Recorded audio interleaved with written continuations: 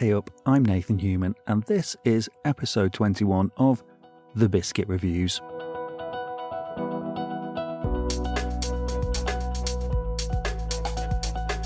This episode, I get drawn into the murky world of a strange mystery that started with a fisherman's discovery in 1996 in Devon and then snaked out across Europe and back over the Atlantic. The podcast series Sea of Lies by CBC will have you gripped. In Birnam Wood by Eleanor Catton, the title gives a clue to the tragedy within as people's ambitions set them on the path to their own downfall. Its story set around activism, social justice, and the selfish, super rich might be depressingly familiar, yet the author conjures something poetic and indeed hopeful.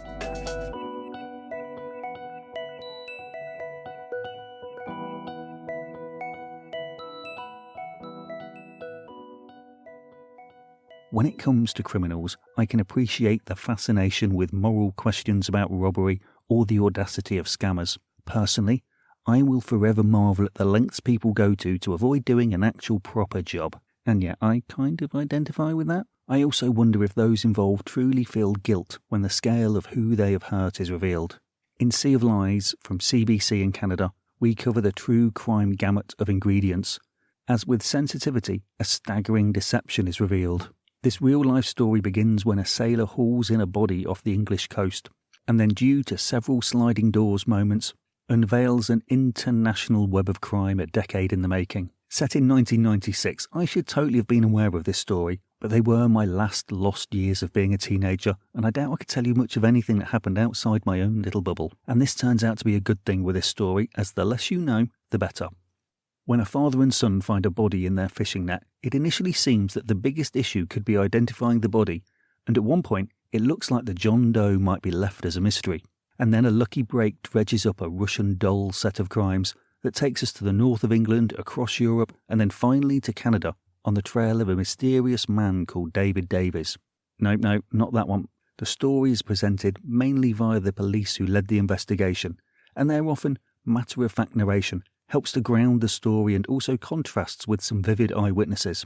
The main one of these, who helps to colour in the sketchy Davies, is Elaine Boyes, an ex-girlfriend of the victim from the sea.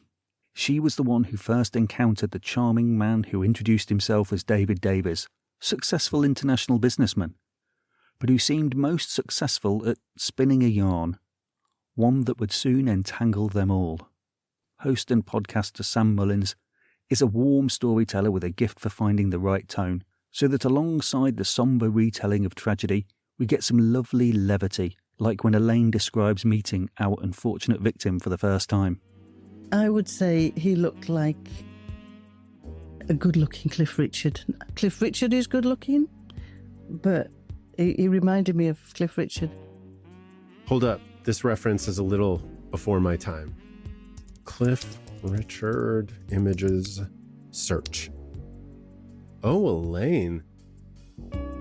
This series unpicks the knots neatly and effectively from the human angle, and it is absolutely understandable why a couple of the main people affected would not want to talk about these events again.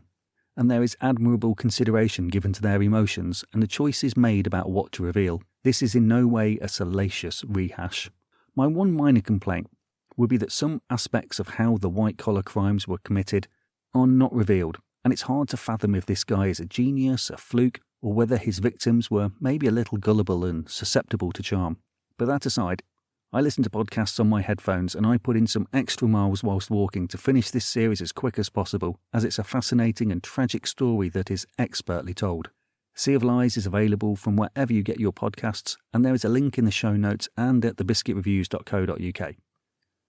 My biscuit rating is a Garibaldi, a mixture of textures that is a bit meaty with plenty to chew on.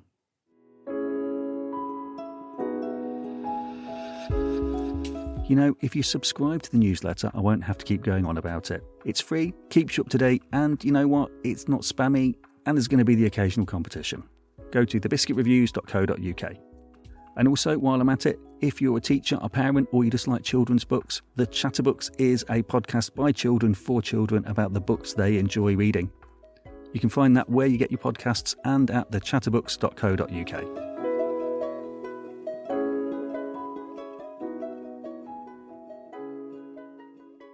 Giving your book the title of Birnam Wood is great shorthand for signalling that your story will involve ruthless ambition, people wanting to feel the hand of destiny, and ultimately, tragedy. The challenge with any story about the political extremes is it's increasingly hard to find common ground. The noise and culture war froth obscures everything, and it's hard to see that Birnam Wood for the trees. Mira is the leader of the eponymous activist collective of the book, whose own contribution to social change is guerrilla gardening on abandoned or unused plots of land. Quite a good idea, really. She sees an opportunity to upscale their work on an abandoned farm. What she doesn't know is that tech billionaire Robert Lemoyne has bought the land and claims he is making an apocalypse bunker, but is secretly up to something much worse. Quick sidebar, I am fascinated by people that get apocalypse bunkers and just apocalypse bunkers in general. Anyway, Lemoyne offers her a deal to allow her and her group to stay on the land, and we can see where this is going.